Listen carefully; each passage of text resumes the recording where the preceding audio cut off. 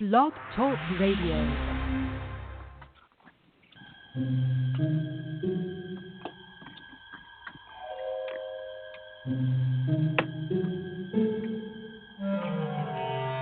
Archangels, ghosts, and Bigfoot, oh my.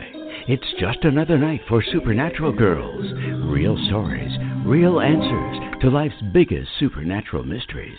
And now for another exciting interview with paranormal experts from this world and others. Here's your host, paranormal researcher Patricia Baker, on the one, the only Supernatural Girls.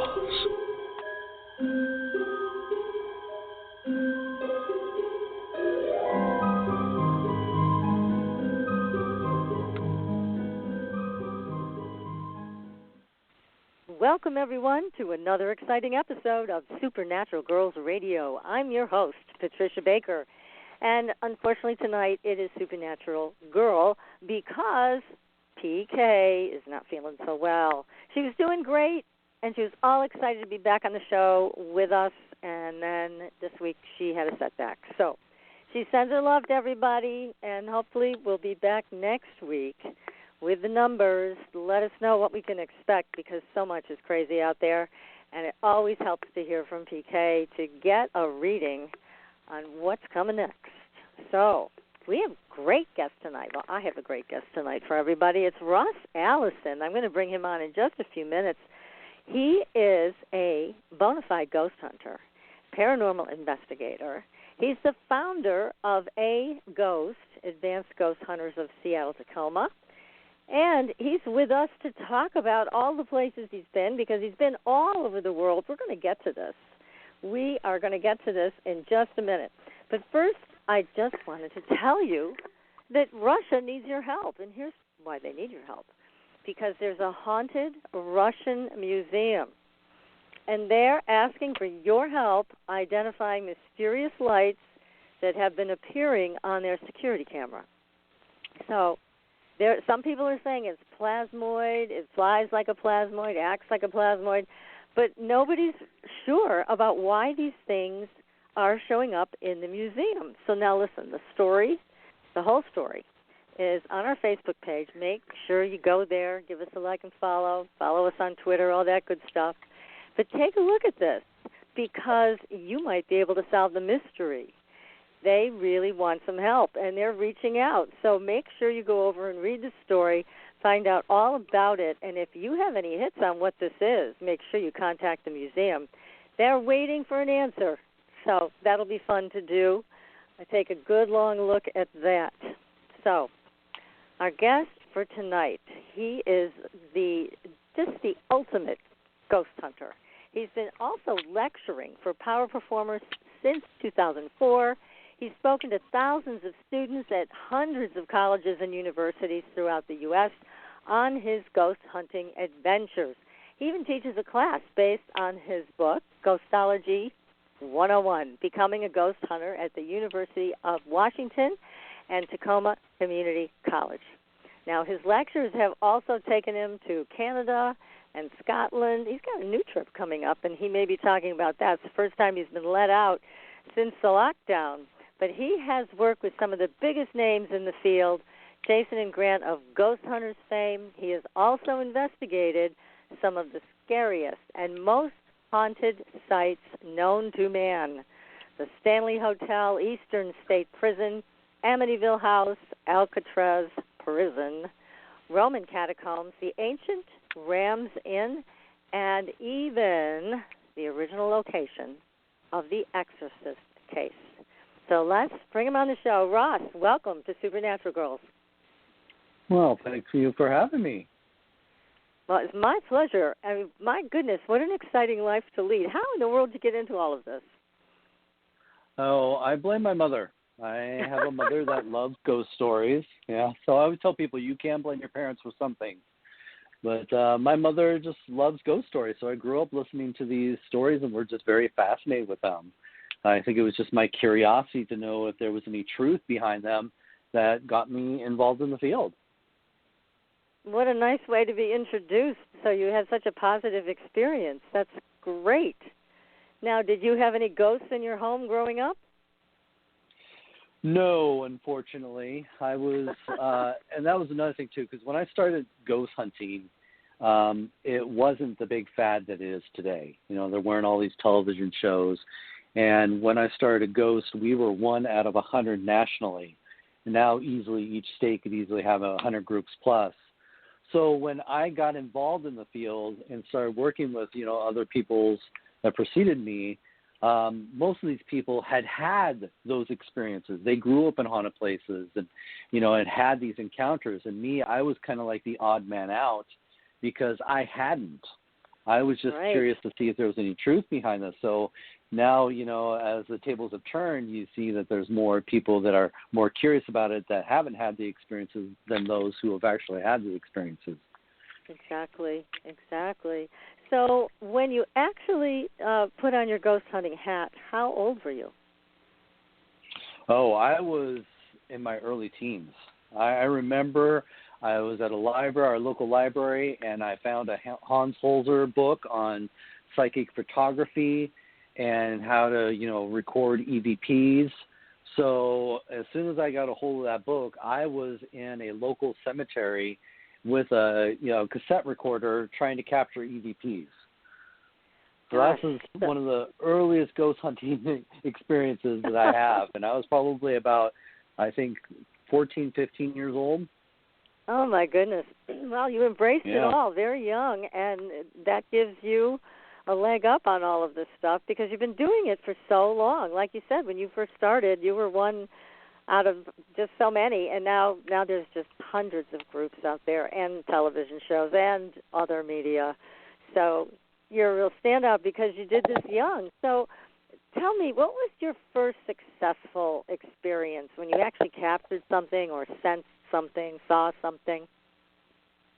Well, my first physical encounter was when my team was spending the night at Alcatraz. This was back in the day when you could do it. We were one of the first groups to actually be able to spend the night at Alcatraz and do this. So it was a very rare experience. And so when we did this, and this was, about, maybe about 15 years ago, maybe more, 15, 16 years ago, we were, they took us out to the island. I remember they took us through the underground tunnels. These are the tunnels that they would use to bring the prisoners when they got on the island to their cells and go through the whole process. So we went through those tunnels that aren't open to the public. Then they took us to a bunch of other buildings. But now they have opened up a few of these buildings to the public if you've actually been to Alcatraz Island recently. It was kind of cool. I actually went back there a few years ago and got to see them during the daylight. But, you know, just to be able to explore a lot of these places that weren't open to the public at the time, you know, the hospital wing, the morgue. And the morgue was where I had my first physical encounter. Now, the morgue is connected to a tunnel that goes down underground because in this underground compartment is where they used to keep the gunpowder because Alcatraz actually started out as a military base before it became the state penitentiary and the state park that it is today. And so I was the first to venture through this area. And I, of course, you know, I'm, you know, taking pictures of the room, and it's got, you know, dirt floor, brick walls, brick ceiling. It's an arch, you know, brick ceiling. And I start to make my way across the room because now I want to get a picture of the entrance of the room, and I want to get the widest angle. Now, at this time, my members are starting to follow me in, so they're starting to filter into the room too. And as I'm backing up to take the widest angle shot that I could, one of the members put their hand on my shoulder and physically stopped me because obviously I was going to, you know, step on them as I was backing into the corner. So I turned around to apologize to the member that I had backed into the corner, and there was nobody there. Ooh. But you felt the hand, and it was just as real as anybody's hand. I was expecting to see a member behind me because I felt the weight of a hand, the pressure of the fingers as it grabbed my shoulder, and it physically stopped me because I was stepping backwards. That's and, of amazing. course, nobody there. Wow. Now, the people that were behind you, did anybody see anything? No, there wasn't anybody behind me at the time. That's the thing. So there was absolutely nobody that was coming up to you that would have seen something putting its hand on you. No, everybody was in front of me. I just assumed somebody gosh. was behind me, and everybody was in front of me. Wow, that's Yeah. a great experience, and it sounds like you really enjoyed that. It didn't scare you or anything. No, because a lot of times people don't understand that when you have these encounters, sometimes they're so quick. A lot of times you're just thinking to yourself, what was that? What the hell just happened? So you're kind of questioning yourself if you really experienced that or not. So Right. that tends to happen more often than, the fear factor, like, oh, my God, Yes.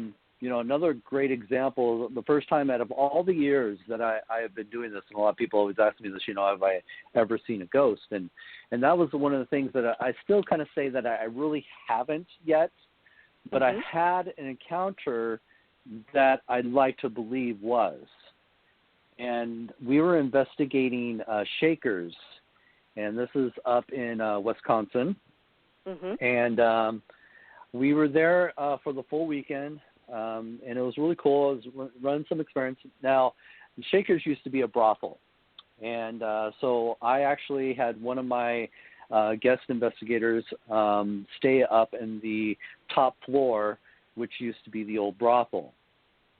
And so he was actually staying up there by himself. We had a bunch of cameras on him. We just wanted to monitor the seclusion of somebody up in that area. And to my surprise, he actually was getting a little uncomfortable doing this. And so he says, Ross, can I please just go ahead and sleep in the car? I don't know if I can do this all night. And, wow. And I was like, come on, buddy, I really need you to do this. We got the cameras on you. I'll be right downstairs, so if anything happens, I can run up the stairs, and assist you. Right. And so I finally, convinced him to go ahead, and stay the night in the room by himself. Now, I'm downstairs, and I'm sleeping on the couch. I got David Weatherly. I don't know if you're familiar with David Weatherly. Yes, I know David. Yes. Yes, so he was, in the room next to me. Now, that night, I was having a hard time sleeping because every time I'd start to doze off, there would be this loud noise in the room, and it would wake me up. Because I'm one of those people, I'm not afraid to sleep in a haunted room, but I'm also very light sleeper when I'm staying in a haunted room because I don't want to miss it. Right. So whenever there's an interesting noise, I'm like, what was that? Got my hand on the camera ready to go. Yeah. So that whole night, I kept hearing those noises, so it kept me up all night. As I'm, just sitting there, actually laying on the couch, just trying to get back to sleep, I hear, and his name was Michael, I hear him coming down the stairs. And I'm thinking, oh, great. He's going to come in, and he's going to tell me he can't do it anymore, and he wants to go out to the car. So I decide I'm not going to acknowledge him. I'm just going to look at my, camera, pretend he's not there, And the way the staircase went is he goes down the staircase. You got to come back around to go down the next flight of stairs because I'm on the second floor. So the room that I'm staying in is actually, like I said, it has a couch. It's a little living room set up, and it's got a big window in the doorway. So I can see what's going on in the hallway. So through my peripheral vision, I see him come around the corner of the staircase and walk past the door, and then I hear him go down the next flight of steps. Okay. So I'm thinking, okay, I better check on him just to make sure, he's okay. He may have had, something might have happened. He may be freaked out, so I better check on him. So I get up, I go downstairs, and when I get to the bottom stairs, the door to leave, I realize that the door is locked on the inside. Oh, no. Now, I didn't really think much of it because I didn't think much of it because I hadn't been sleeping, so it really didn't register right away. Yeah. Like, oh, wait, how could he have locked the door if he went out the door? That type of thing. Exactly. But I went ahead and I unlocked the door. I go outside. I go to his car, and he's not there. So I go back inside. I go all the way up to the third floor, and there he is in the bed. And I was like, oh, I thought you left. And he's like, no. I said, I heard you go down the stairs. And he's like, oh, I thought that was you. I was like, so no. he heard it too. All right. He heard it too. So the one time I had the opportunity to see an apparition, I didn't look because I assumed it was Michael trying to leave.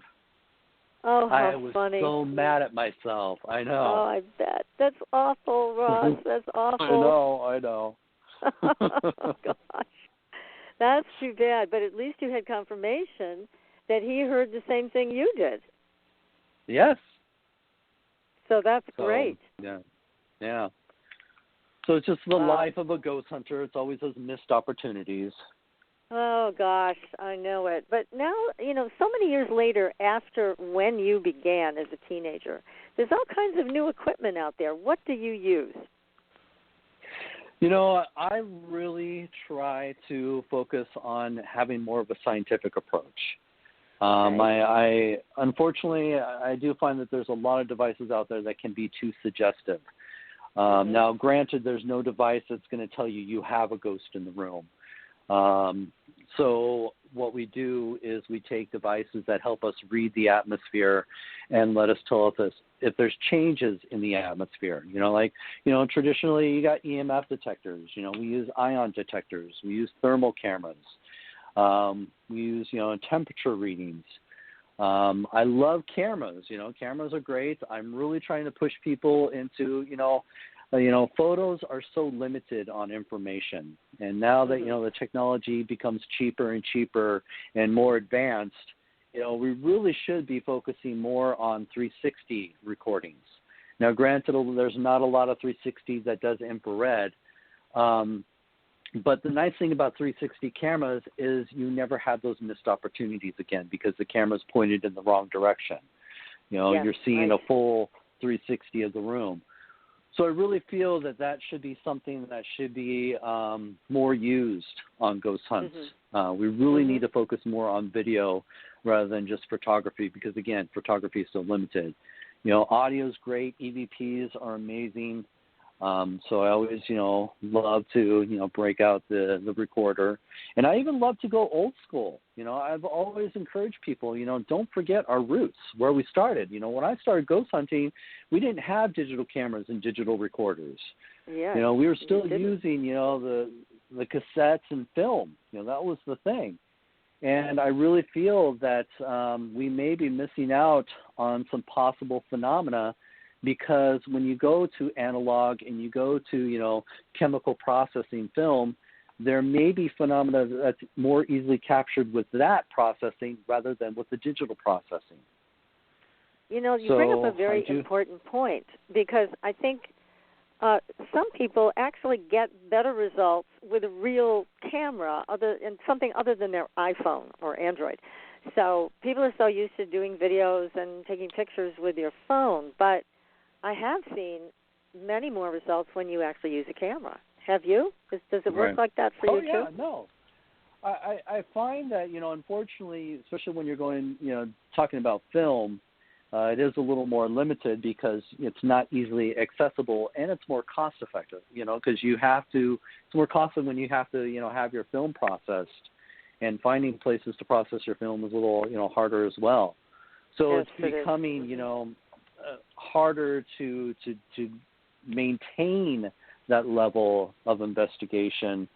So I do find that, trying to get people to go back to that, I say at least, give it a try when you're doing a place that you find is very, very active.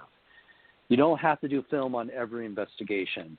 You don't have to, bring out a cassette, to try for EVPs on every investigation, but do, have them available if the place is pretty active.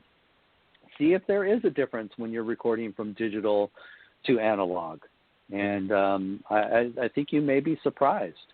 Yeah, I agree with one of the most famous cases that people don't really know about because this was the late 80s when this became a big thing is the Ghostwriter case.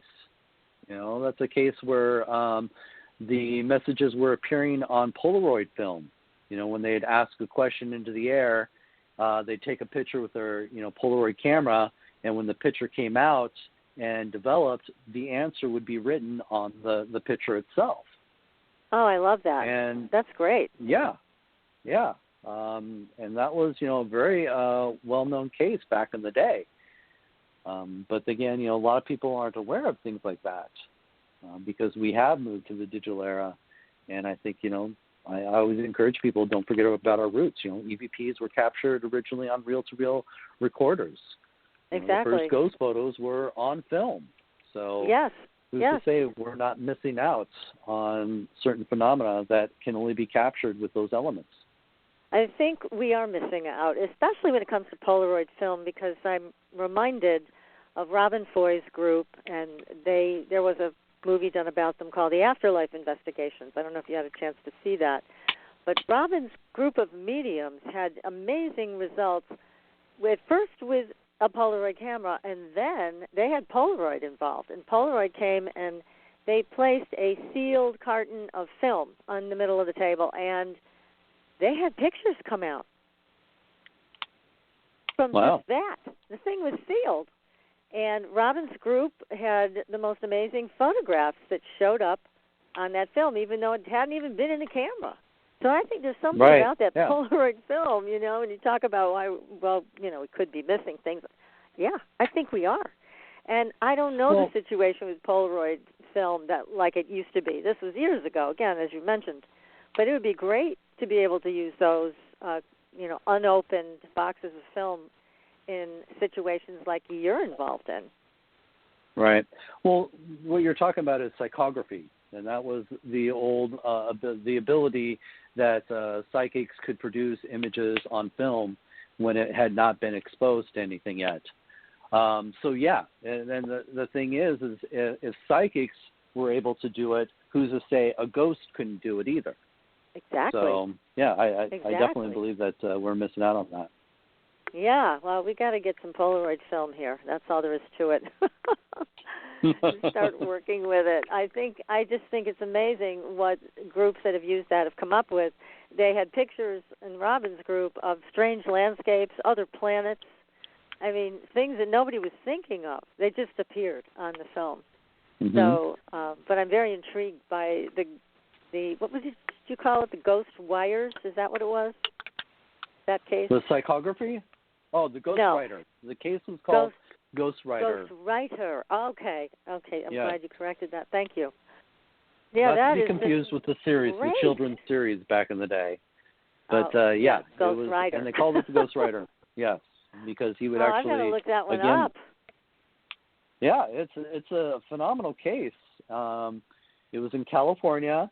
And you can still find some of the evidence that they collected. In fact, Sightings, if anybody remembers that old show, I do. Did one of their episodes at that place. And they even proved the phenomena because they stood there and did an experiment where they asked a question, took a picture, the picture comes out, and they hold the picture up to the camera the whole time. So you see this whole process. And sure enough, when the picture came through, there was writing in the picture, just proving that it couldn't have been, fake. Yeah.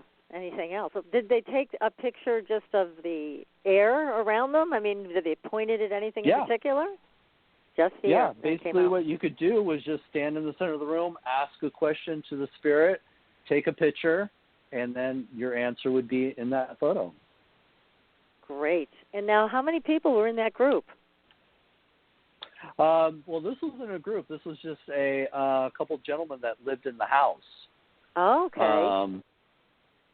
So this was just their personal experiences. They had sightings come out. They did their thing. I believe they've had a couple groups come out at the time, but again, remember, ghost hunting was not a big thing back then, so you didn't have a lot of groups to choose from.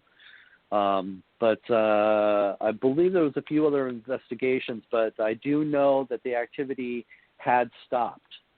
And what's interesting is they had actually asked, I forget what the question was, but the spirit did reply, "This will end now." And it never happened again. Oh, what a shame. Did they offend the spirit or try to get too far into the future? Sometimes I've heard that happen. I don't know. So, but I think, if that could happen for them, who's to say it couldn't happen anywhere else? Exactly. And we don't have that old technology available to us, so we can miss out on that. And again, ghost hunting can be a very expensive hobby for a lot of people. And so a lot of people don't want to put the extra money or don't have the extra money to buy film and, maintain that, or even cassettes. So yeah, I know. And everybody who knows the people who've written books or been on television, they all think, oh, he must be really wealthy from all this. But that's really not the way it goes. No. No, I can validate that.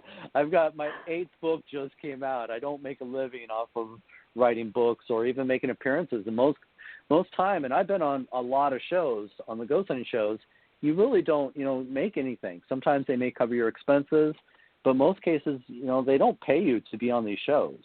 No, I know they don't. Unless you got your own television show, you don't make money doing this. I make my money. Granted, I'm the only full-time ghost hunter in the Northwest. I make my money by doing lectures or writing my books and doing tours. That's it. Yeah. So you work hard. You certainly work hard. Yes. So, Ross, tell me a little bit about your area, Seattle-Tacoma. What's it like out there? Is it like filled with ghosts? I mean, it sounds like you've got great places to take your tourists that want to see this. Oh, yeah. No, it's very green, just so you know. That's why we're called the Emerald City. But Seattle is nice. It really is. You are surrounded by the mountains. But I was very surprised when I started investigating the Northwest because, you look at places like, the East Coast, New York, or even overseas like London, where you have a lot of history. And I was always envious of those locations, wishing I had lived in those locations because you had access to a lot of history and historic buildings. And then here I am in the Northwest, which is the youngest part of the country. And how funny. I was always envious of those places. But to my surprise, we have our fair share of ghosts as well. We have our fair share of tragedies, of history as well. And I did find, when I started my tours in Pioneer Square, which is where Seattle first started in 1851, you basically have an area that I was very successful in starting tours and doing lots of investigations because, to be honest with you, ghosts are everywhere. In fact, the place doesn't even necessarily need to be old to be haunted. So now, in your area, what is your favorite ghost story? Oh, there's so many. And that's funny too because so many people always ask me, being that I've traveled all over the world and I've been to some of the most haunted places that you can imagine. They always ask me, what is the most haunted place you've ever been to? And it's really hard for me to label the most haunted place. For me, where I've had most of my experiences have been here at home in the Northwest because I have access to a lot of these places multiple times. Right. And people don't tend to understand that with ghost hunting, it's all about being at the right place at the right time. You could spend a weekend at Chillingham Castle, which is, labeled as the most haunted castle in the UK, and you may never have an experience. But, for me, being that I have access to a lot of places here in Seattle that I've, investigated a number of times, I can validate a lot of these, encounters and walk away with more experiences. So for me, places like that tend to be, I would like to think, are more haunted, but it's just because I have more opportunities of having these encounters. I can't say that Chillingham Castle's not haunted just because I didn't have an experience there that weekend. But I did have an experience there that weekend. I'm just using that as an example. Yeah, I understand, yes. It's a great place. I'm sure you did have an experience there. Castle. I was going to say, for me, one of my favorite places is like the USS Turner Joy, which is a retired Navy destroyer. I've been there. In fact, Spooked in Seattle, my ghost tour business, actually, we would every month, before COVID hit, we would do public ghost hunts. And, how so cool. being that I've had access to this place every month, I would be there, spending the weekends there, you'd have more opportunities to have these experiences. And there are times, I would get there early to unlock the ship, turn off the alarm, and I would hear somebody walking behind me on the ship. And this is a big metal ship. Yeah. So you can easily hear somebody walking around on the ship. Oh, my goodness. I would have those experiences, lights turning on and off on me while I'm, going around, making sure everything's okay. Hearing voices and there's nobody there, or hearing whistling, or capturing some of the most amazing EVPs, during your investigation. So now, why do you think that ship place. carries so many ghosts? Well, there was a tragic event that did happen on the ship where they had a misfire, and what happens is when they have a misfire, they have certain protocols that they have to follow, and a lot of it is a hose down the barrel of the gun to cool off the barrel of the gun before they reload it, because what they do is they put a small charge in there, because if there's anything stuck in the barrel of the gun, that small charge will push it out. Well, unfortunately, when they were going through the steps, the barrel of the gun was not cool enough when they put the small charge in, and it blew up, and it killed 2 men in the gun mount, and the third one, who was just getting ready to enter the gun mount, was thrown out, and he later died of his injuries. So, granted, there wasn't a lot of deaths on the ship that had been recorded, but that was one of the tragic events. Now, I can't say that those are the men that haunt the ship. We can't assume those things. Right. But you also have to understand that when you're talking about the military life, for a lot of these, soldiers, for men and women, this becomes their life 24/7. It is. Maybe right they don't about have, that, maybe they don't have family to go back to. So this is their life, and they choose to, protect our country, and even after death, they may still hang around these bases or, these ships that they served on. Yes, that makes sense. And if there was a trauma involved in their death, then that makes even more sense. So, gosh. Now, so you've moved on from Seattle, even though you're there still. You've traveled, as you said, the world. And tell us about the Exorcist Case. You got to go to the original location of that. What did you find? That's actually one of my favorite stories. Everybody loves to hear this story. Oh, goody. So, as you stated in the beginning, I lecture at colleges and universities, and I was asked to St. Louis University to do my Ghostology 101. And when I do my lecture, I'll also take the students on a ghost hunt. So I was invited to St. Louis University. And at the time, I really didn't put two to two together, realizing that this is the location where the true Exorcist case took place. The church that was involved in that case, actually, their church is right in the heart of the campus. So when we did our investigation for the students, they took me to the building that was once owned by the church. Now, the church has sold it to the campus, and so we go through this building, and it's right next to the church that was involved in this. So we go through the building, and there was nothing odd about the building. It was just a nice old building. I've been in a lot of old buildings. So we go around through all the, the different floors, and finally we get to the 4th floor. And I was surprised because the 4th floor was completely run down and abandoned. Graffiti everywhere, holes all over the place.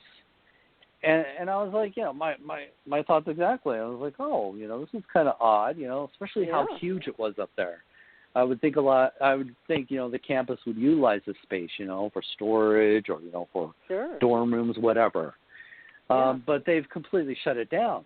And they told me that they have shut it down because they've had too many problems on the 4th floor. And when they say problems, they're kind of referring to paranormal problems. Oh. So, so I'm kind of, going through all the different rooms and everything, and they tell me, oh, this is a room where apparently a nun had committed suicide because at one time the nuns did live on the 4th floor of this building, and they taught Sunday school on the 4th floor as well, and you could see the old classrooms with the small desks and everything. That's still all up there. Oh, my goodness. And so we go through all the different rooms, and we walk into this one room, and right when I walked into the room, I heard this crunch underneath my feet. And I looked down, and I realized, I'd stepped on a dead bird. Oh. So I kind of kicked the bird over to the side because I didn't want anybody else to step on it. And when I shined my light through the rest of the room, I was surprised to see that the room was just filled with dozens and dozens of dead birds. Oh, gross. And I had already been through most of the 4th. Yeah, I already been through most of the 4th floor. So I had not seen any dead animals except in this one room now. So this is kind of odd. And I'm standing in the center of the room waiting for the students to come in, and none of the students will come in. They're all standing in the doorway. And I'm just like, okay, this is kind of odd. What's going on? And they proceed to tell me that this is the room that the boy had stayed in. Now, if you're not familiar with the case, the story is that when they brought the boy, it was actually a little boy that they named Robbie to protect his identity, not a little girl named Linda Blair, just so you know. Right. So when they brought him to the campus, they believed that they could not perform a full exorcism on the boy in the church because this could possibly kill the boy. So story has it they had moved him to various secret locations, performing multiple exorcisms on the boy before they finally performed the final exorcism at the local hospital. So I realized that I'm standing in this room with all these dead birds, realizing that this is where one of the exorcisms had been performed. Wow. So creep factor's gone up a bit. All right. Yeah. Now, I give the students some of the basic equipment so they can assist me on the ghost hunt. And so they start to come in the room, and we're in this room for less than 5 minutes when all of a sudden all the equipment starts to go off at the exact same time. We're talking the temperature started to drop in the room. And we can feel the room getting colder and colder, and I'm expecting to see my breath anytime soon. Yeah. EMF detectors going off like crazy, and we can't figure out what's causing the EMF readings. The compass is spinning around and around and around, and it will not stop. And I'm like, holy crap, this is really happening. There's something there. Yeah, so I got to document this, just to prove that this is really happening. Now, a picture is not going to tell you that this is really happening. So luckily, my camera shoots an infrared video. Quickly switch my camera over to video. I start filming everything that's going on. And, one other thing that I forgot to point out when I talked about the dead birds in the room, all the doors had been removed on the 4th floor. Security had removed all the doors just so that they didn't have to worry about students sneaking around up there. Okay. So the birds had access to the whole 4th floor. It's odd that they choose this one room to die in. Yeah, okay? And how were they even getting in? Does anybody know? They don't know how they got into the building, but the fact that they all chose to die in this one room was the odd thing. So anyways, sorry. Now, getting back to, as I said, compass is spinning around, temperature starting to drop, EMF detectors going off like crazy. I want to document this, so I switch my camera to video, and I start filming everything that's going on. I'm filming, the equipment. I'm filming the students, just trying to do my best to prove that we are really experiencing this. Yeah. And so, we're showing that this is really happening. It starts to slow down a little bit, and I figure, okay, before it completely stops, I want to try for some EVP. So I start asking questions into the room. Now, I get to the question, can you tell me whose room this is? There's about 12 seconds of silence. And then all of a sudden I start to hear crying to the left of me. And I turn and I realize that a couple of the female students have started to cry because they're so terrified being in this room. Oh, no. Oh. So I realize, okay, they're uncomfortable. I have to admit, I'm a little uncomfortable too because I don't have my normal ghost hunting team. This is a bunch of college students just following me around. With you. Yeah. So I'm thinking, okay, for safety reasons, let's go ahead and wrap it up. And hopefully I'll come back and do my own little investigation. Well, I didn't get a chance to go back that night. But after I finished my lecture tour, I got home and I started reviewing all the evidence that I had collected at all these campuses. And I got to the video where it asked, can you tell me whose room this is? And right after I asked that question, now I'm going to edit this because I don't want to offend anybody, but it basically says, F you, it's mine. Ooh. Okay. Yeah. And was the voice, could you tell, because I know some of the EVPs are a bit amorphous, could you tell if it was a male or female voice? It was definitely a very gruff male voice. Wow. Wow, what a story. That's a great one, Ross. It's too bad they started crying. It's like, oh, my God. But maybe not. Maybe they saved you from being treated badly by the person who gave you that message, or the person. It sounds like, a lot of this stuff with the Exorcist case, and I know you're super familiar with all the details of it. It sounds very demonic. What is your opinion on that? Well, I try not to bring religion into the field of paranormal investigations because if you're going to bring religion into it, you're already being biased in your research. If you're going to be scientific in your research, you can't be biased. As I've always stated, you have to go with what you know and not with what you think you know. Now, don't get me wrong. I do believe that there is negative energy out there. But just because it's negative, I'm not one of those that's going to label it demonic. We've all have experienced very negative people in our lives. And when they pass away, who's to say, they can't be an ass in the afterlife as well. So I really do try to just basically focus on the phenomena itself and not necessarily label it demonic. Yeah, I understand what you're saying. Because some of these things, these events, the spirits that come through, they seem more powerful than others. And this is certainly one where they were super powerful, whoever they or he or she was. It seemed like it was an extremely powerful force that took over this little boy.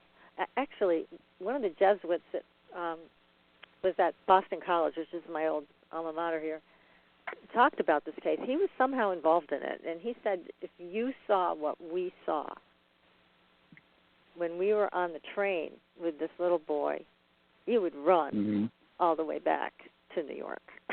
So, and he was dead serious. I don't know what he saw. He didn't want to talk about it. No, it is definitely a very interesting case. And if you're going to talk about, as negative as things could get, that's probably one of them. Like I said, there are extremely negative energies out there. I'm not going to deny that. But, when you get into religion, there's all different religions out there that have many different beliefs and have many different labels for that negativity that we can experience. And again, like I said, you just can't be, truly scientific if you're going to be biased and bring that into your belief system or how you investigate the paranormal. You really do have to be unbiased and just focus on the phenomena itself. So I'm not trying to be disrespectful to anybody's beliefs. I'm just saying that, yes, there is very negative energy out there and there's very positive energy as well. We just are not sure exactly what we are encountering. And if we want to figure out what that is, you have to focus on the phenomena.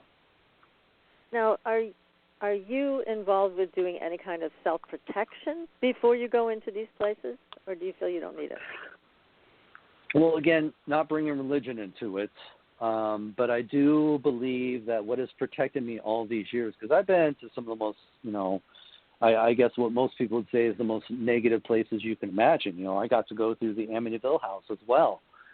And I want to talk about that. It's a situation where I feel what protects me the most is not bringing, any spiritual belief to it, but being respectful to the property.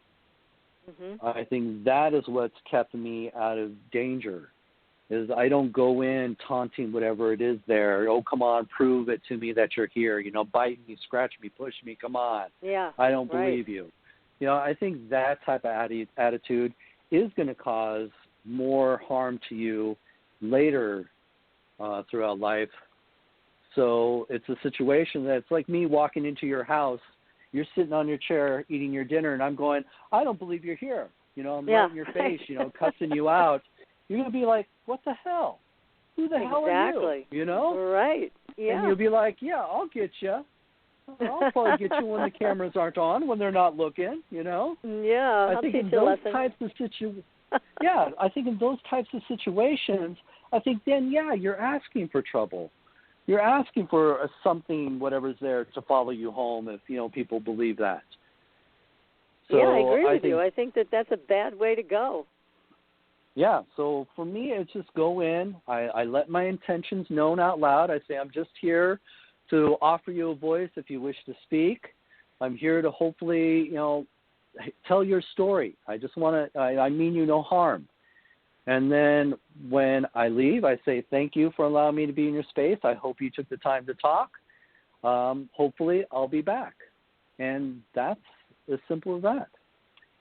That's a wonderful throughout all my approach. years of doing this, and that I think is what has, kept things from at least following me home. So.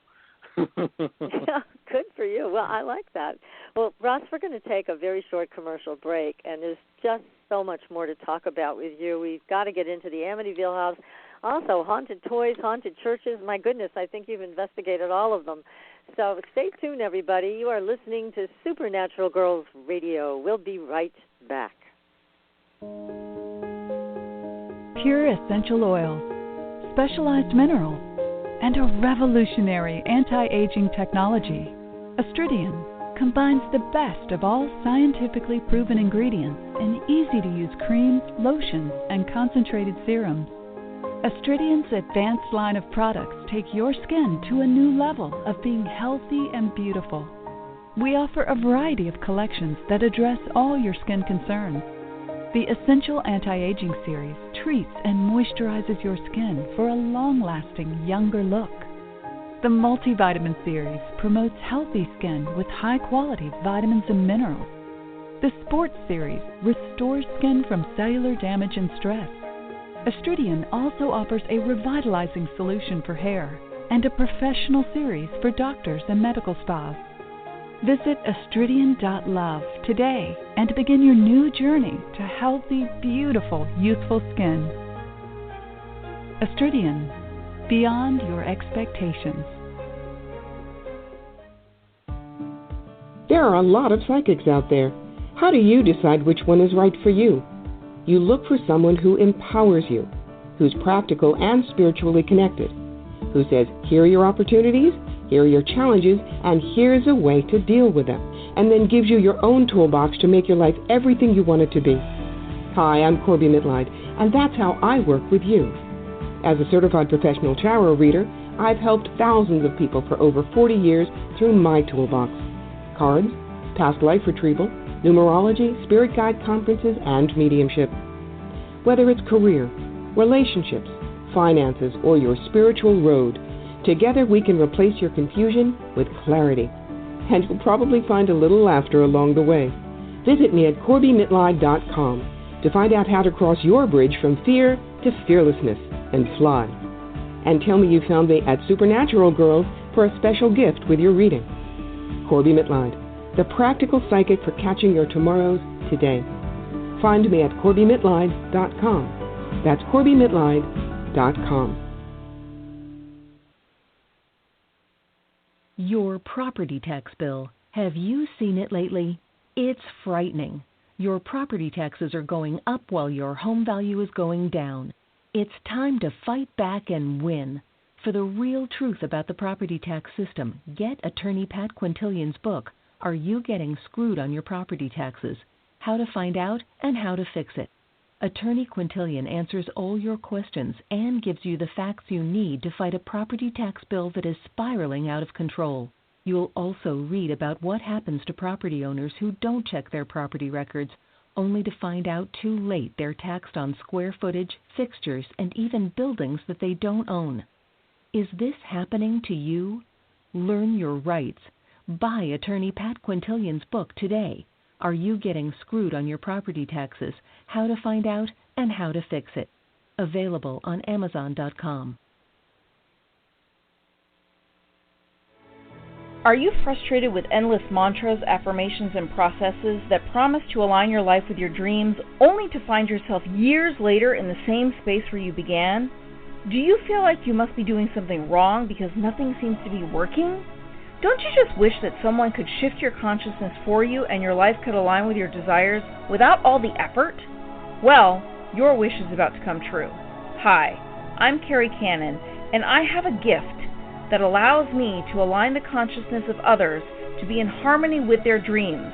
The best part is, it requires no particular effort on your part. Upon listening to a consciousness alignment, people have reported instant energy shifts, financial windfalls, soulmate connections, healed relationships, physical healings, and more.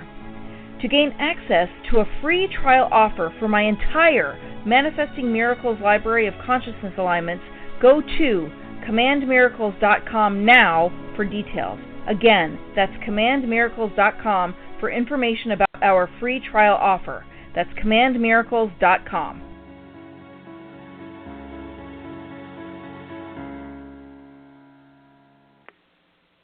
Welcome back, everyone, to Supernatural Girls Radio. I'm your host, Patricia Baker, and tonight I am speaking with a ghost hunter extraordinaire. He is a paranormal investigator, and his name is Ross Allison. He has written 8 books. I'm going to name some of them, and Ross, you'll fill me in on the other ones. Spooked in Seattle, My Haunted Journal, Tacoma's Haunted History, Haunted Toys, Haunted Churches, and I'll let you take it from there. Oh, my God. So we got Haunted Ships and Lighthouses as well. What number is that? I'm trying to think. Ghostology 101 is another one.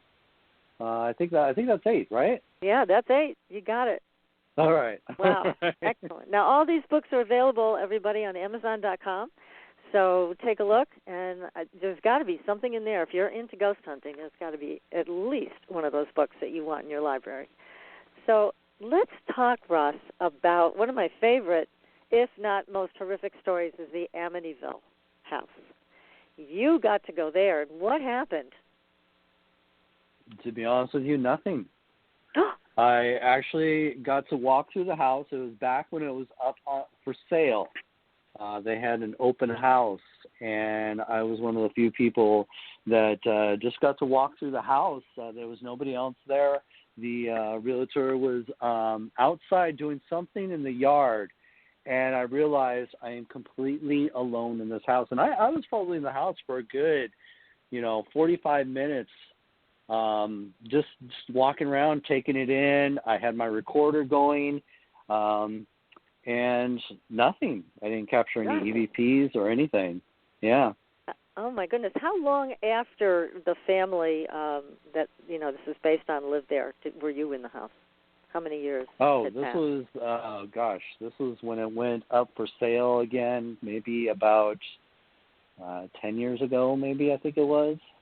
Mm-hmm. So it's been long after the Lutzes and all that. So it was a horrible story with those murders that took place. Oh, yeah. No, it's definitely an interesting case. But unfortunately, I was still a kid when that all happened. So I, couldn't run out there with my ghost hunting equipment, from the Northwest over to the East Coast, Right. Right. Oh, my goodness. Well, at least you got to walk through it. But nobody talked? Nobody left an EVP for you? No. But then that's, just proof as to it's all about being in the right place at the right time. Like I said, you can go to the most haunted places out there, and you may never experience anything. It doesn't mean that it's not haunted. It's just you weren't there at the right time. Right. No, that makes sense. Yes, the energy has to be right, or nothing will come through. So, and I remember an indigenous leader I worked with for a period of time and studied with, and that's what she used to say. She says, the energy has to be right. It has to match up for any of those phenomena to take place.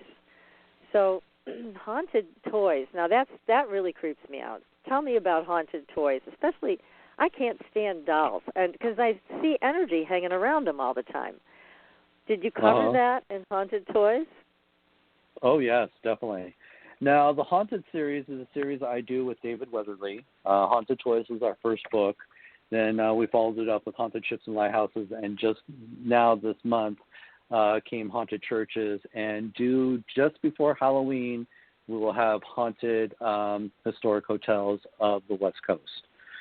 So It's a fun series that we really like to do because for me, I really feel that a lot of these stories need to be published because I started to find, as I've been in this field for as long as I have, there's a lot of groups popping up out of the excitement of ghost hunting and seeing the television shows, but they don't last very long. I think the average life expectancy of a ghost hunting group is about 3 years. And it's just because, it is a lot of tedious work. Mm-hmm. It's a lot of tedious work, and it's not always exciting that you think it is, when you watch these television shows. A lot of times it can be very boring. And so I started to find that a lot of these, as these groups would go in and investigate a great place and have some great evidence, once their group is gone, the evidence is gone too. The stories are gone. Oh, no. And in most cases, they're gone forever. So these experiences are getting lost. And so I wanted to make sure that these stories were getting published, because once it's published, it's forever. Right. And I don't want these stories and experiences to be erased. And so, when David approached me and said, he would love to do a book with me, because he had read my Spooked in Seattle book and really enjoyed it, I said I'd be honored to work with you. And so we came up with the series Haunted. And so Haunted Toys was one of our first books that we put together. And we just put together a lot of our own personal experiences and other very famous toys, dolls, haunted places with children involved, haunted games that we put together. And it just was a lot of fun doing that. And so now tell one us of my about favorites. haunted. Okay, go ahead. You've got a favorite. I want to hear it. What is it? Well, I was going to say I got lots of favorites. We could talk for quite a few days here if you want to just tell ghost stories all night. I would love it. But the story I was going to tell you about is one of my personal experiences, and that is Mr. Creepy. Ooh. Now, he is a ventriloquist doll that I came across, and you can look him up online. Just look up Mr. Creepy, Spooked in Seattle. You should be able to find him. We got pictures out there. And his story goes back to the 1960s when he was created by a retired ventriloquist artist. And in his retirement years, now this is a guy who actually goes back to the vaudeville days in the Northwest. So in his retirement years, he would make these dolls and he would perform from time to time. Well, he had made this doll, and he made this doll in his likeness. Now, he also made a female counterpart in his wife's likeness. What made these dolls extra creepy is they actually used their real hair on these dolls. Oh, my God, that's so creepy. That really is. Yeah. So, unfortunately, the couple passed away in an accident. And so after their passing, the dolls were sold as a pair at the estate sale. Mm-hmm. Now, a woman who deals with antiques, she actually purchased the dolls, and she put them on a shelf behind her register. And they sat there for a good long time. No issues whatsoever. Well, unfortunately, they had sold the building that our shop was in. So she ended up having to pack and move to another location. So she ended up packing the dolls, and she packed them away separately, and she put them into storage. So when she finally got her new location and she started restocking her store, she came across the male figure, but she couldn't find the female figure. But she went ahead and took the male figure, and she put him in a glass case behind the register. Now, right away, she started having weird experiences. She constantly felt like there was somebody standing behind her, watching her, breathing down the back of her neck. Oh. She said some days she'd even come in and find that his head would be turned or his eyes would be looking in another direction. Ah. Now, what's odd about his eyes is his eyes are actually spring-loaded. So when you're playing around with the trigger to move his eyes left or right, once you let go of the trigger, his eyes automatically spring back to the center. So they do not stay left or right unless you're holding on to the trigger. So when she comes into her store and she sees him looking to the left, that is odd. All right? Yes, she said one day she is. came into the store. Yeah, she came into the store one day and found that the glass case was wide open. So after a number of these experiences, she actually had enough and decided to move him to the back of the store, and she put him on a bottom shelf so she didn't have to see him every day. Mm-hmm. Well, when I go into a lot of these antique stores, I was looking for, pieces for my death museum that I had at one time, and I always ask them, do you have anything that's odd? Because I like to hear their stories. Yeah. And, of course, right when I asked her that question, she immediately told me about Mr. Creepy. Now, this is the name that she had given him.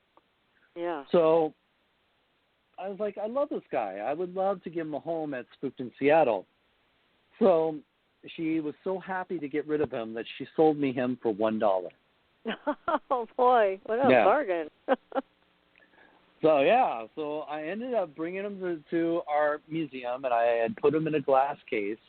And I was alone there one day. When I was in the office, I heard the thud against glass. And I immediately thought something happened in the gift shop.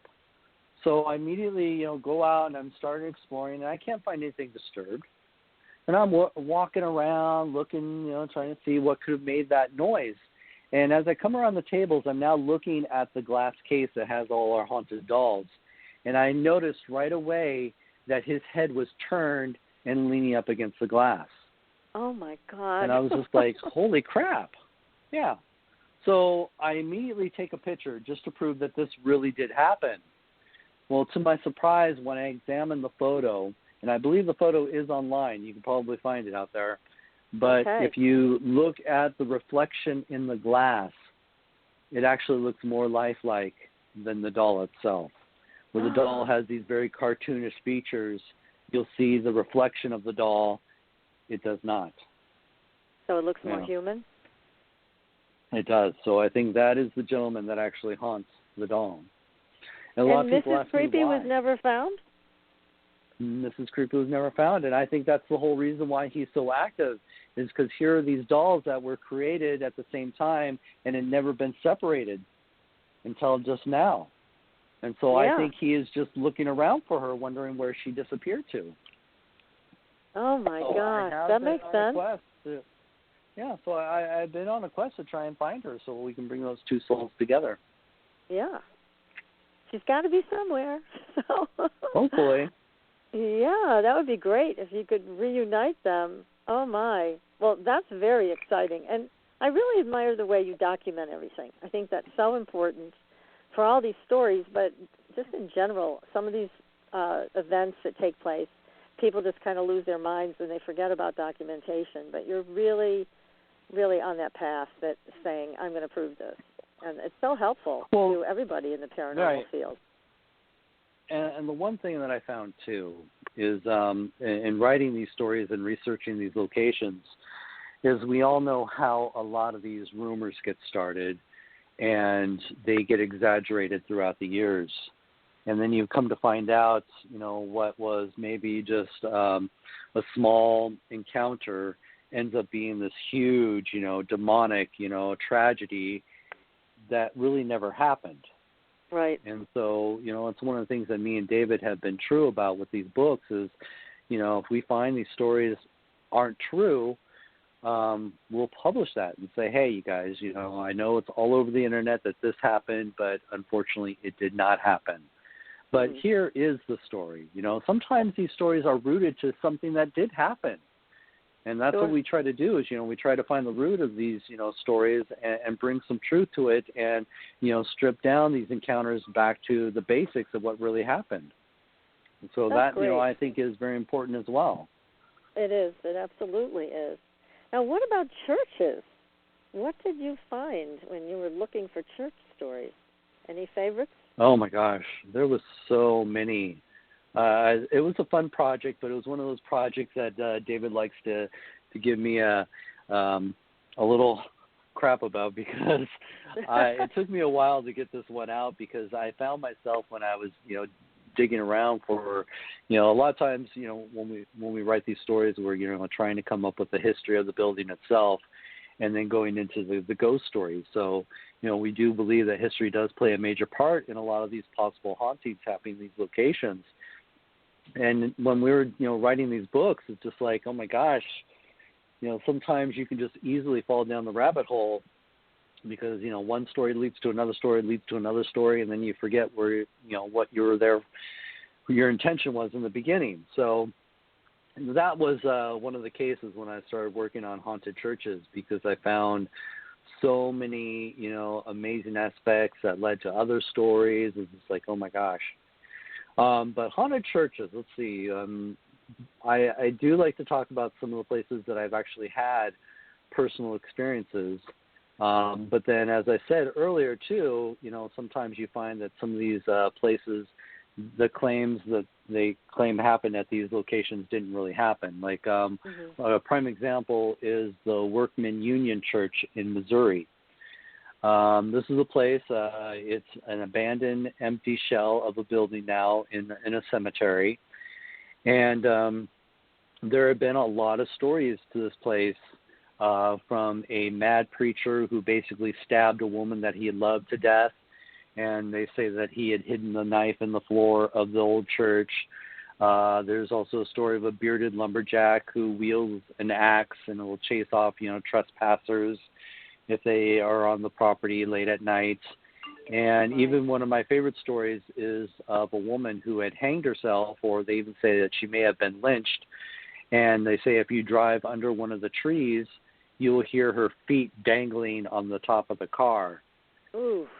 And I'll be honest with you, those three stories aren't true. It's just, again, what the situation is you have here is that Northwest Missouri State University is about 15 minutes away from the cemetery and old church.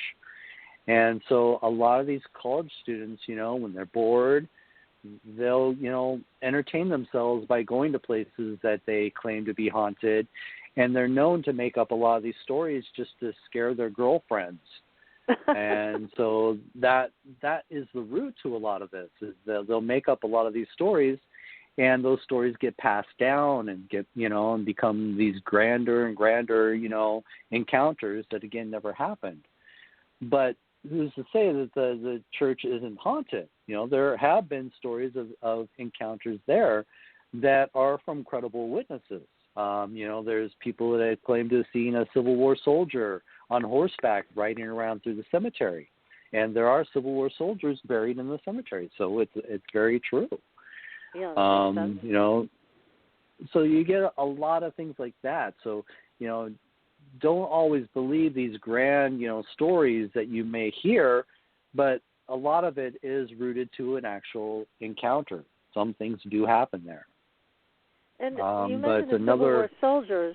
If I could just ask you about that, have you been to the sites where they've had these battles? And because it was a gruesome war, and I was just wondering if you've had any experiences on the old battlefield, because there's been a lot of reports about things there. In fact, it's kind of a funny story, but my first year I was asked to lecture at a college that was actually in Gettysburg.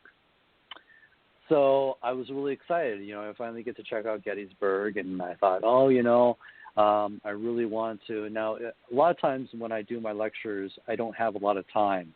I'll fly in to one state, do my lecture, and then I have to fly out the next morning to do my next lecture. So I don't get the opportunity to investigate a lot of these, places that I get, invited to.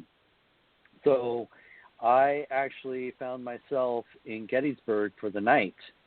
Now, I had usually when I do my lectures, like I said, I'll do a ghost hunt, And a lot of times my ghost hunts can last until, 1 o'clock in the morning, depending on, the students in the school. Sure. And then what happens is I'll end up having to catch my flight early the next morning. So there are times when I hardly get any sleep before, I'm catching my flight for the next lecture.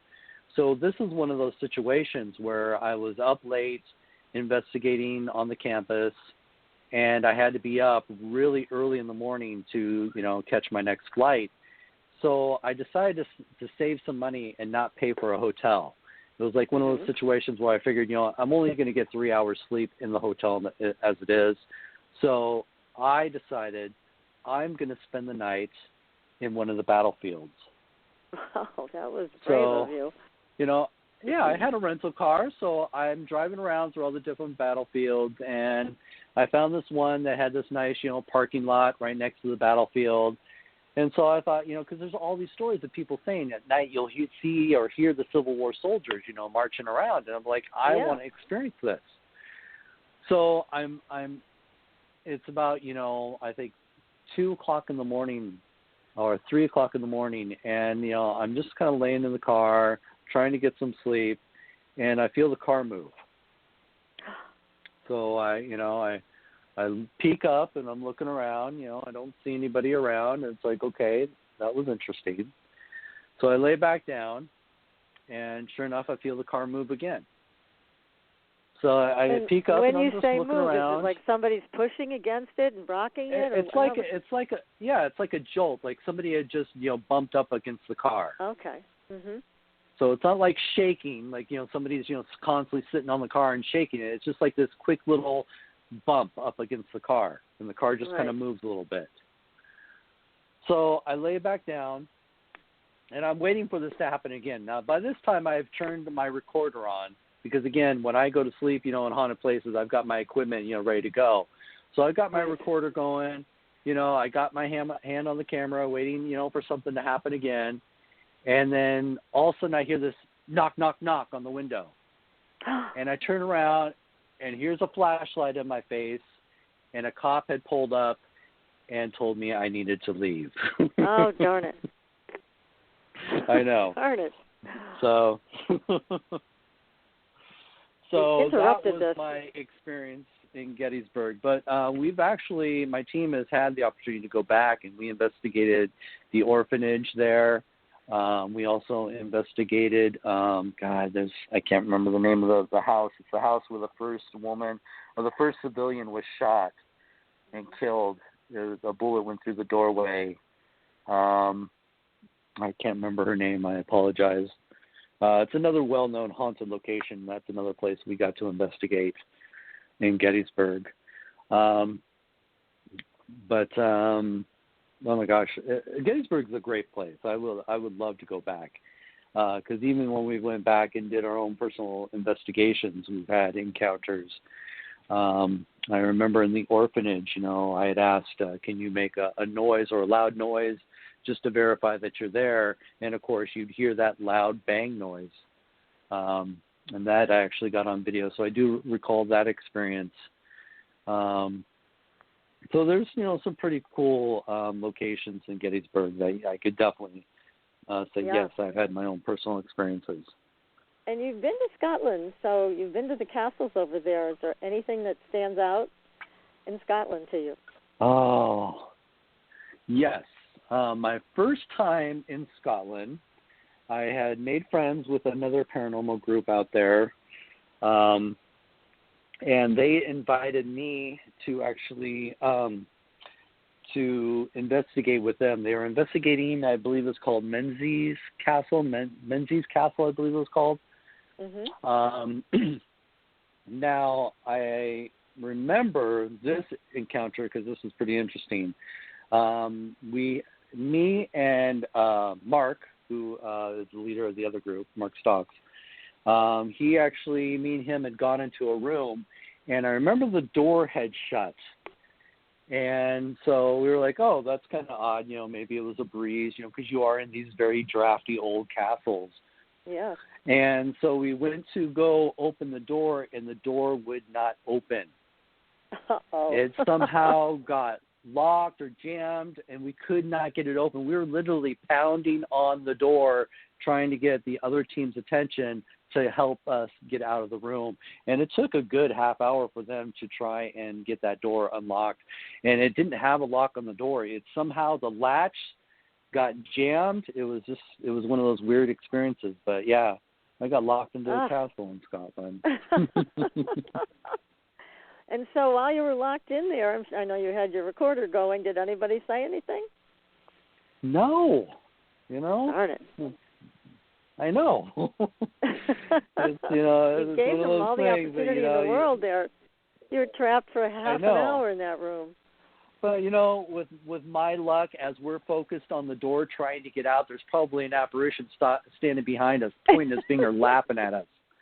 Yeah, you're probably right. Oh, that's so funny. Gosh. Well, Scotland's a beautiful country, and they certainly do not have a lack of castles over there. So is there any other country you've been to where you've also visited castles? Oh, my God. We actually did one year. We did a haunted castle tour where me and my team, we actually flew into London. We spent a couple days in London. We actually went to Highgate Cemetery, which is an amazing, it's like the oldest cemetery near London. And if you would love old tombstones, the history, I definitely recommend seeing Highgate Cemetery if you're ever out in that area. Okay. Also, there's east and west part of the cemetery. The east part is usually open. You do have to pay to get in, but it's easier to get into the east. The west only, which is the oldest part, does tours, and that's the only way you can get into the west side. And so I do say if you are going to go out there, you do have to book your tour ahead of time because they can fill up fast. So we went and visited Highgate Cemetery. And then we took the train out to, I forget the name of the town, but it's where Chillingham Castle is. And so that's an adventure, too, because Chillingham Castle is not easy to get to if you're a tourist without a car. I remember we were training it. We took the train, took the bus, and we found ourselves abandoned in this little town that we end up having to try and find a cab to take us out to Chillingham Castle. And Chillingham Castle is in the middle of nowhere. I mean, you are surrounded by forests and fields, and it is an amazing place. It really is. It is one of the most documented haunted locations. They do claim to be the most haunted castle in the UK. It's been on my bucket list for the longest time, so we actually spent the night at Chillingham Castle. And that place, they say it's got the bloodiest history, and we did have some interesting experiences. Now, one of the things is that we got to do the tour, and at the end of the tour, they say, if you're going to venture off around, and do your own little investigation, that's fine. Now, it was in the off season, so there was only, I'd say, probably 8 people staying in the castle, all right? That's including us, all right? Oh. So it was a very small group at this castle, so I definitely recommend staying there in the off season. And so they said that the one of the challenges is you don't want to be out in the woods after midnight. You cannot, handle being out in the woods after midnight. So challenge accepted. We're like, yeah, we're going to do this. So you went right out there. So we went right out there. We're out exploring in the woods around the castle. And they say, there's where all these hanging trees are. There are stories that you would actually see a couple women walking around in the woods as well. You'll hear them talking. I believe you might hear them humming or singing as they're walking around through the woods. And so we're in the woods, and all of a sudden we start to hear women.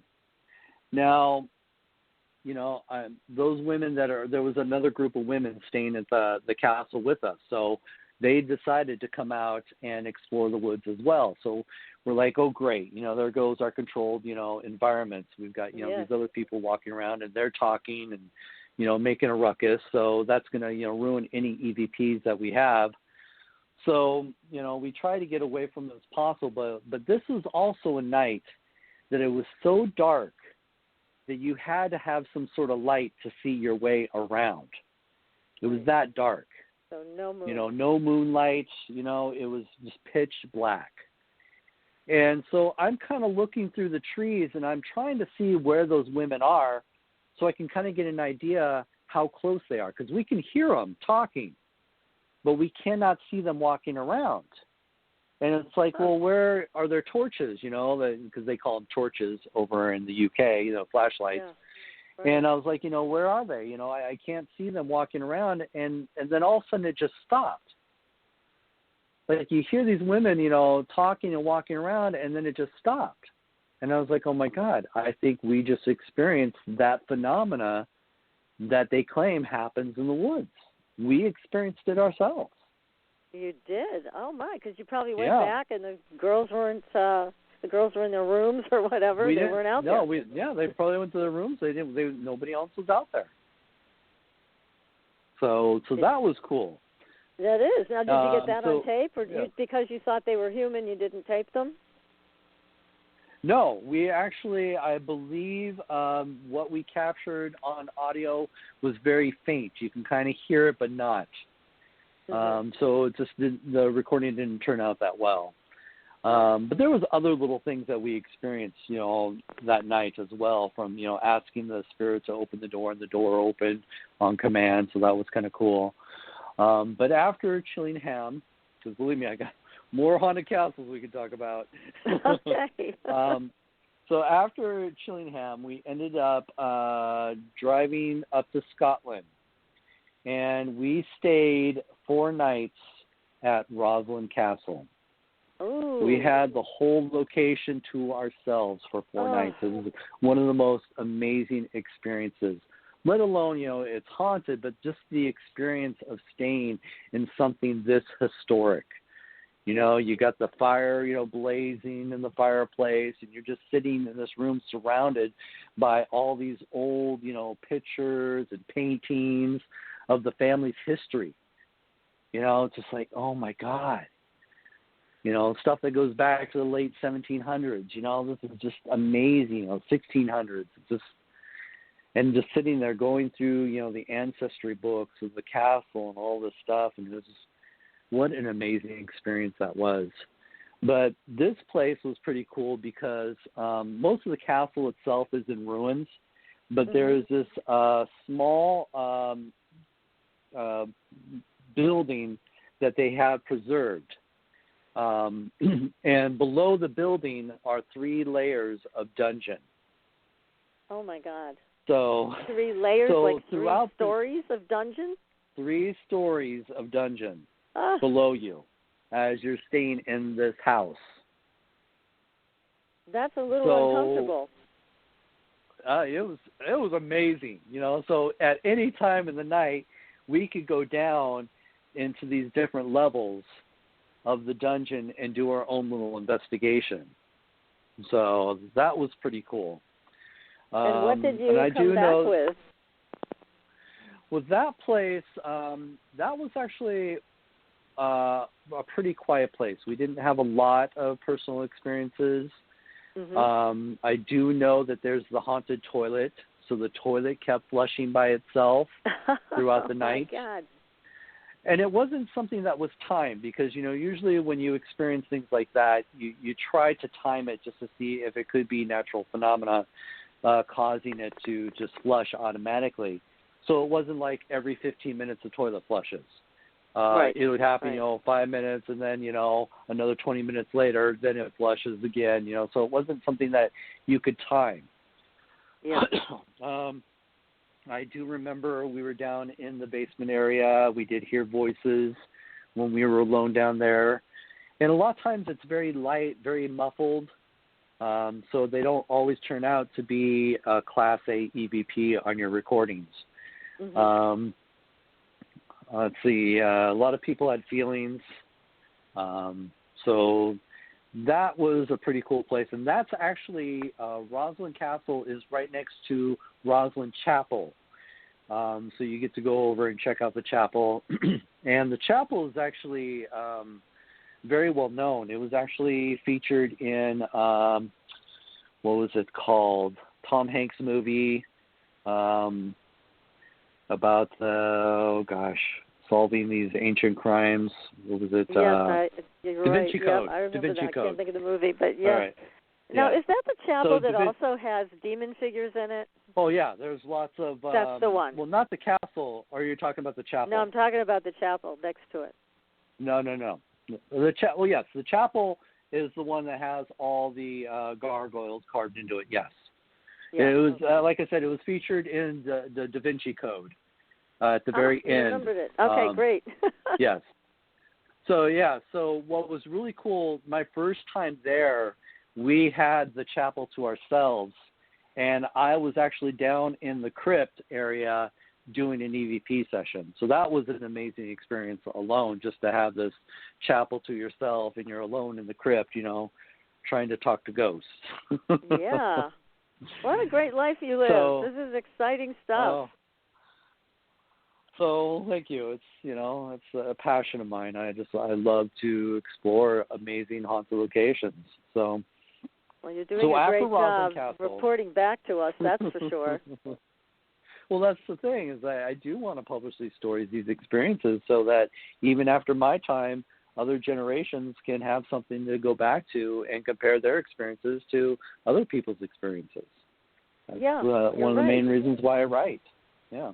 Well, it's a wonderful goal and purpose that you have in exploring these situations and providing us with the real story and any paranormal phenomenon that you capture. I think that's just great. Right. And there's so many. You're winding down the show, unfortunately, but there's so much more we haven't even touched on. I know. I haven't even gotten halfway through our trip. We did 90 minutes almost already. Like you said, we could talk for days about this stuff. You're a great guest, Ross, and I just love your stories. I'm going to have to bring you back. I hope you don't mind, but I would love to have you back on the show. Yeah, and we'll go further with all of this. We haven't talked about the catacombs, the ancient the catacombs. We've got so much more to cover here. I've been to Japan. I've been to China. Oh, my God. I've been to, Transylvania, followed the life of Vlad the Impaler, got to stay at haunted castles there. Oh, I got to hear about Vlad next time you're on. That's one of my favorites. Vlad the Impaler. Yes. What a guy. Yep. Oh, my. Well, I want to make sure people know how to get a hold of you. If they have a story, then how do they reach you? How do they tell you about it? Well, definitely I encourage people to follow me on Facebook. I am limited on I've reached my max on my friends, but definitely follow me, because a lot of times when I go on investigations, I'll do a live feed. So you can actually watch me do a live feed from Facebook.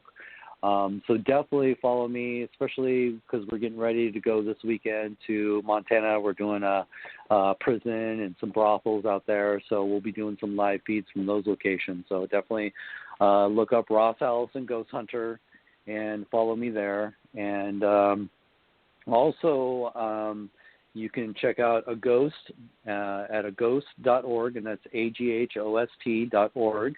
You can see a lot of our stuff and evidence that we've posted on our website. You can also, if you're ever in the Seattle area and would love to, once we are able to open tours back up, check out spookedinseattle.com. And you may be lucky enough to be able to take one of my tours or ghost hunts, my public ghost hunts. So definitely check that out. You can also check out my books on Amazon. Newest one is Haunted Churches. And then, of course, the next one coming out before Halloween is Haunted Historic Hotels of the Pacific Coast. So definitely check out me and David's books and other books that I've written as well. I think that's about it. Thank you. Thank you so much, Ross. This has been an absolutely delightful conversation, and you've given me a lot to think about. I know our audience is doing the same thing. So I'll be in touch to have you back. And, again, thank you so much for a wonderful evening of ghost stories. It was great. Thank you. You bet. And now next week, everybody, we'll be back with another terrific show. And I think we're going to be doing energy healing. So let's find out about that next week. Until then, see you on the Blue Highway. Good night. Thanks for listening. Tune in next week for another radio adventure with Supernatural Girls.